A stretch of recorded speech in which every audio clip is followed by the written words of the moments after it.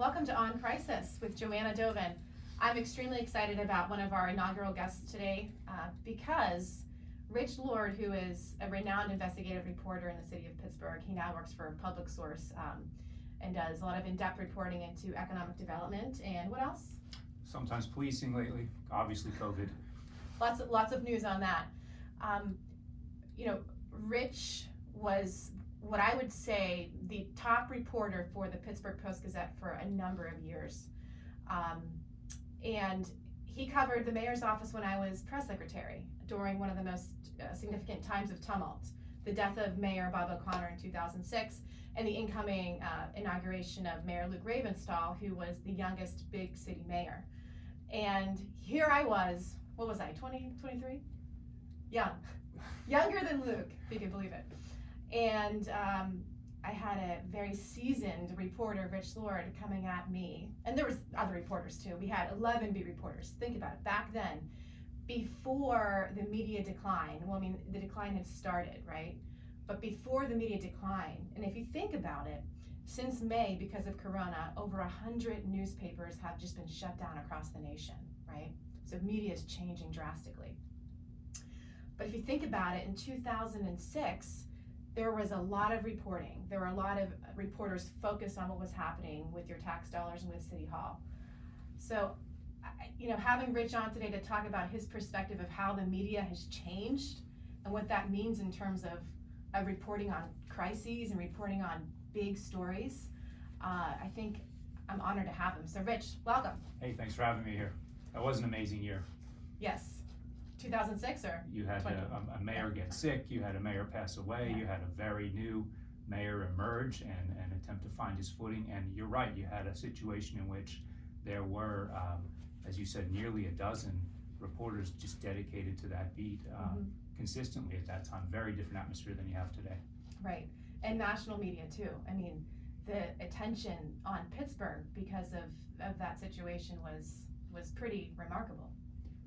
Yeah, not only that situation, but the ones that emerged over the next couple of years with this city really becoming an international global city for the first time, put an enormous amount of pressure on City Hall and on the people who covered City Hall. So tell me, what was your first, memorable interaction in 2006 with the mayor's office when Luke Ravenstahl became mayor? Does anything stick out to you?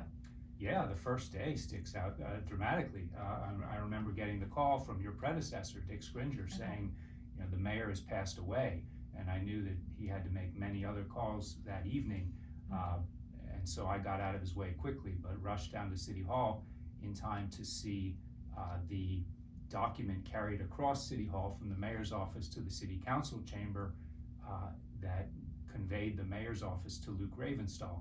And I will never forget seeing Luke looking out through that the glass from the council side as that document was carried over, and then just the look of gravity on his face, and just the look of both seriousness and there was a measure of trepidation there too that I was able to see in his face. And boy, I wished at that point I was a photographer instead of a word guy, because that face told. Was worth more than 1,000 words. Right, and a lot of things. I can only imagine when. So people probably don't know this, but when Mayor O'Connor passed, he was a great guy. Anybody who knew him loved him. When he passed and Luke took oath, he would not give any media interviews until one day after the burial, out of respect for the family. Which made a lot of sense. So there was a period of time, you call it the honeymoon phase, when Luke became mayor, where I think people were rooting for him. And I'm sure you as a reporter were like, okay, what's this guy going to do? So, your beginning interactions with him when you were then able to see what he was, all about, interview him, deal with the administration, I'm curious, your perspective from the outside, what was, let's say, the first 6 months of the administration? I mean, was it as chaotic as maybe it was reported? I would not characterize the early times of that administration as chaotic. You had a cautious young mayor at the time. very careful in his public pronouncements.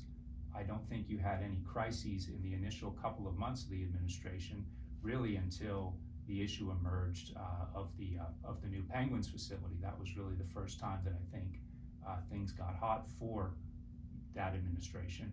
Correct me if you think I'm missing something on that. It's all a blur. It really is.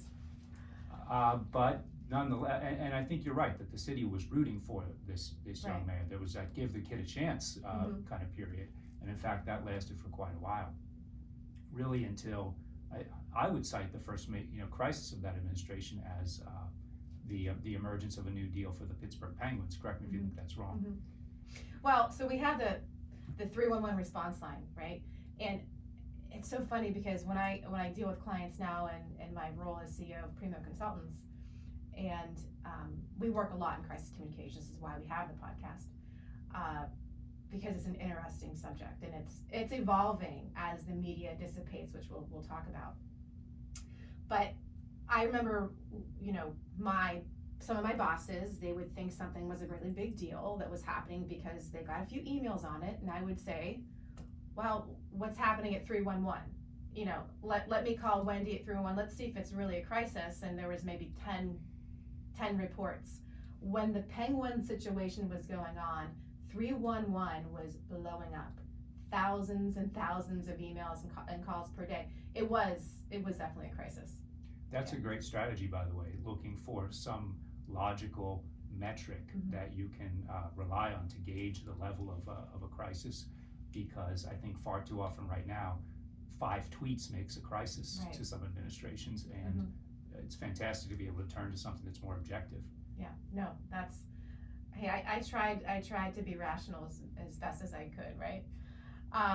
So the other, interesting point, well, hey, the Penguin situation got solved, and I think we know the benefit of hindsight of what was really happening behind the scenes, right? Playing the card, what kind of subsidy can you get, getting the best deal, and they ultimately prevailed.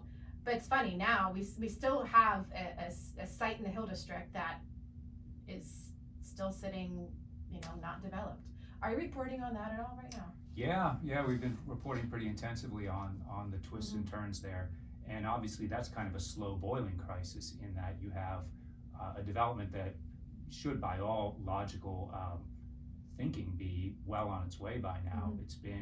There's been a community benefits agreement in place, which was its own little crisis for 6 years, and yet because there's continues to be mistrust between a neighborhood and a developer, and then a city kind of in the middle of that, you just can't.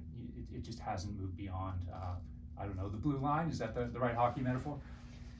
I mean, is there an absentee in city leadership that's not pushing it forward? Because I'm asking this, and this is not to point fingers at anyone, but in working with communities, when I worked for the mayor's office, and then clients I've had where I've had to deal with communities, there's never going to be an agreement on all sides of the aisle ever, and sometimes it takes somebody just to push a little bit. But these days, it's like you can't push.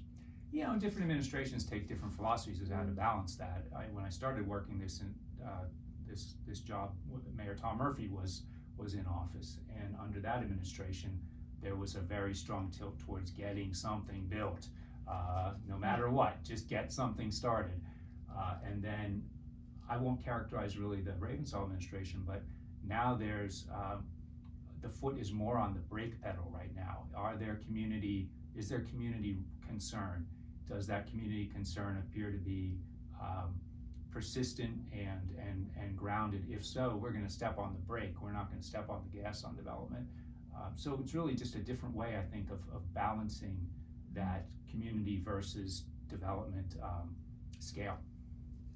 Yeah, some like the approach and some don't. You can guess who likes it. You can guess who doesn't like it, right? I think we can. So let's sort of dial it back, and I want your perspective, which I expect to be pretty stark, from on the media landscape, comparing it to 2006, right, to now 2020. Let's just close our eyes here and let's pretend that there's a significant crisis. I mean, there's a crisis right now. I mean, we're okay.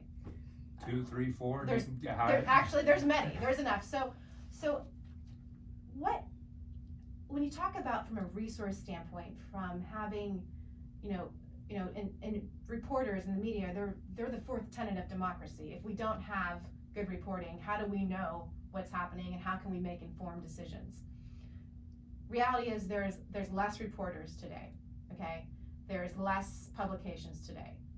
And there also seems to be a changing of philosophy in some news organizations. What I'm seeing in my business is there's less grit and less desire to go after hard investigative stories from many of the traditional outlets. But I want to hear your thoughts and maybe ultimately what made you leave the Post-Gazette? I'll get there. Okay. But you kind of set the table early on. When you took that job in 2006, there were nearly a dozen reporters who knew that terrain. Mm-hmm. You won't find that right now. The number of reporters who are able to really dedicate substantial time to a given beat like City Hall, I'd have several fingers left over on one hand if I wanted to count them. And news will always flow to a crisis regardless of the staffing.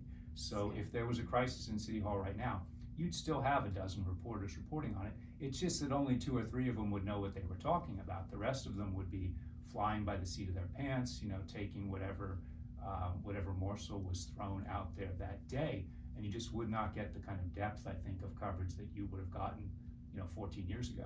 Mm-hmm. I mean, are we just, is the end result is that we're all gonna get a little dumber as a society? I mean, well, the flip side, of course, is that you're able to more easily find a whole variety of perspectives than you were able to in 2006. Mm-hmm. Just by virtue of social media, it's just you'll have to sort through the junk and find the good stuff, which is a sometimes labor-intensive process. 2006, there was kind of one set of facts from which everyone was debating, and it kind of came through the daily newspapers and a couple of the mm-hmm. TV stations. Now it seems like when America debates something, or when Pittsburgh debates something, they're not debating based on the same set of facts. They're debating based on 2 or 3 different collections of facts that don't seem to overlap like they used to.